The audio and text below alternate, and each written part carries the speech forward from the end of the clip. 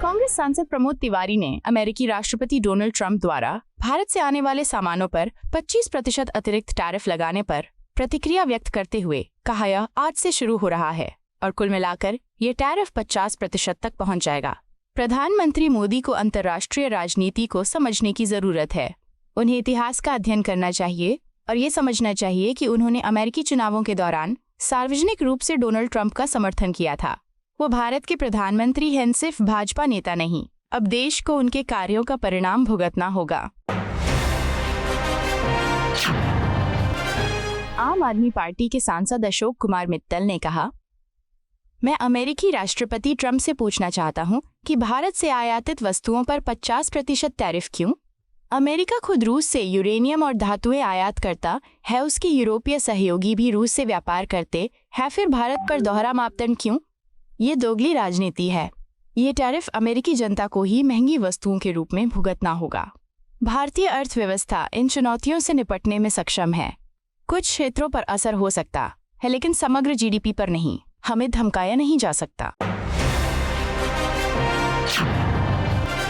अमेरिकी राष्ट्रपति Donald Trump द्वारा भारत पर 25% अतिरिक्त टैरिफ लगाने की घोषणा पर भाजपा सांसद शशांक मणि ने कहा, हम दुनिया का सबसे बड़ा लोकतंत्र, चौथी सबसे बड़ी अर्थव्यवस्था और जल्द ही तीसरी सबसे बड़ी अर्थव्यवस्था बनने वाले हैं।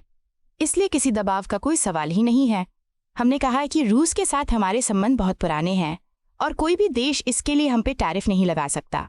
मैं राष्ट्रपति ट्रंप और अमेरिकी प्रशासन से आग्रह करता हूं कि वे इस अतिरिक्त टैरिफ को वापस लें और 25% टैरिफ को और कम करें।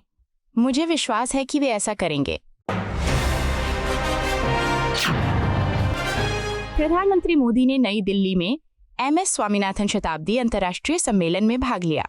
प्रधानमंत्री मोदी ने दिल्ली में एमएस स्वामीनाथन शताब्दी अंतर्राष्ट्रीय सम्मेलन को संबोधित किया। उन्होंने कहा, मैं इसे अपना सौभाग्य मानता हूं कि हमारी सरकार को डॉक्टर स्वामीनाथन को भारत रत्न से सम्मानित करने का सौभाग्य मिला। डॉक्टर स्वामीनाथन ने भारत को खाद्यान्न के मामले में आत्मनिर्भर बनाने का अभियान शुरू किया था। उनकी पहचान हरित क्रांति से कहीं आगे तक फैली हुई थी। समाजवादी पार्टी के सांसद अवधेश प्रसाद ने अमेरिकी राष्ट्रपति डोनाल्ड ट्रंप द्वारा भारत से आने वाले सामानों पर 25% अतिरिक्त टैरिफ लगाने पर कहा, अमेरिकी राष्ट्रपति डोनाल्ड ट्रंप ने गलत फैसला लिया है। वो भारत को धमकाने की कोशिश कर रहे हैं, लेकिन भारत एक महान देश है। इस कदम से हमारे देश की वृद्धि, समृद्धि या एकता पर कोई असर नहीं पड़ेगा। ट्रंप गलतफहमी में हैं। मेरा मानना है कि संसद सत्र के दौरान इस कदम की कड़ी प्रतिक्रिया और आलोचना होनी चाहिए। उन्हें चेतावनी दी जानी चाहिए कि भारत ऐसी धमकियों का कड़ा जवाब देगा। बिहार एसआईआर विवाद पर भाजपा के राष्ट्रीय प्रवक्ता शहजाद पूनावाला ने कहा, एसआईआर तो बस एक बहाना है। इसका मकसद एक परिवार को हार से बचाने के नाम पर बेबुनियाद तर्कों से संसद को बंधक बनाना है। कांग्रेस एसआईआर पर चर्चा की मांग कर रही है और खड़गे जी ने तो पत्र भी लिखा है। खड़गे जी, क्या आपको पता नहीं है कि जो मामले अदालत में विचाराधीन हैं उन पर संसद में चर्चा नहीं हो सकती?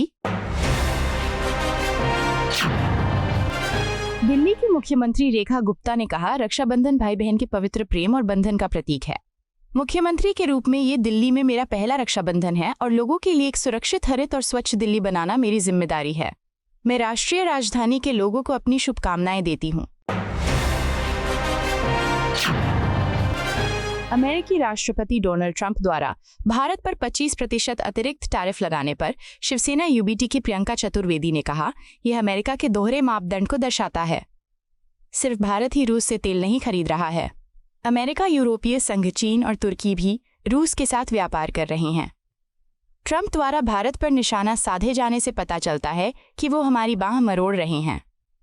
चीन को 90 दिनों की राहत मिली है, लेकिन भारत को नहीं। पाकिस्तान के जनरल असीम मुनीर फिर से अमेरिका जा रहे हैं। हमारे साथ व्यापार करे, उन्हें पैसा दे। ये कितना उचित है?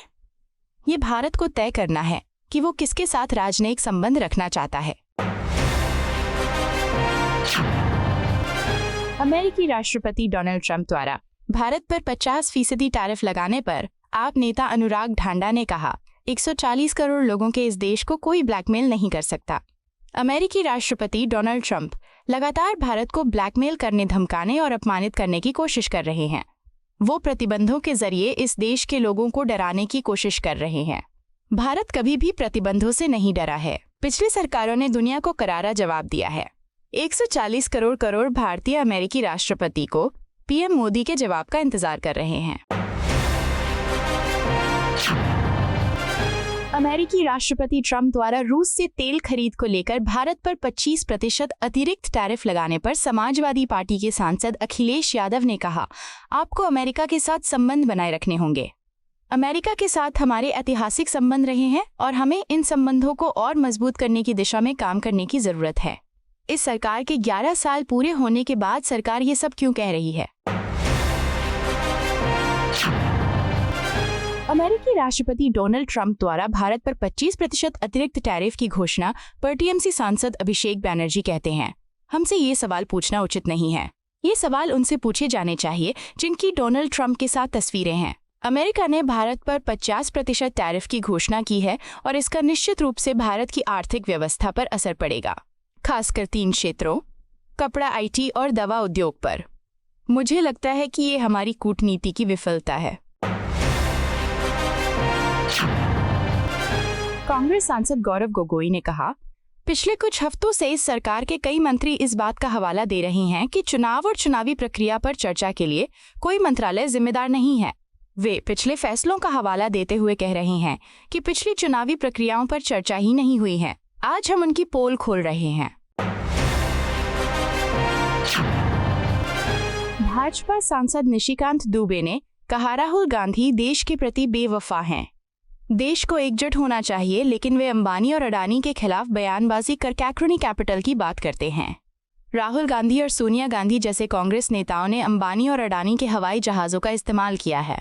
प्रधानमंत्री की तरफ से कोई लंबित मामला नहीं है। अमेरिकी राष्ट्रपति डोनाल्ड ट्रंप द्वारा भारत पर 25% अतिरिक्त टैरिफ लगाने की घोषणा पर कांग्रेस सांसद इमरान मसूद कहते हैं, वे हम पर भी प्रतिशत टैरिफ लगा सकते हैं। हम डोनाल्ड ट्रंप के पैसों से गुजारा नहीं कर रहे हैं। ईरान जैसे देशों ने अपनी आत्मनिर्भरता साबित कर दी है और हमें भी ऐसा करना चाहिए। अगर हमें आत्मनिर्भर बनना है तो हमें राहुल गांधी के सुझाव के अनुसार देश में कृषि आधारित आर्थिक व्यवस्था लागू करनी होगी। आपको यह वीडियो पसंद आया हो तो इसे लाइक करें, हमारे चैनल को सब्सक्राइब करें।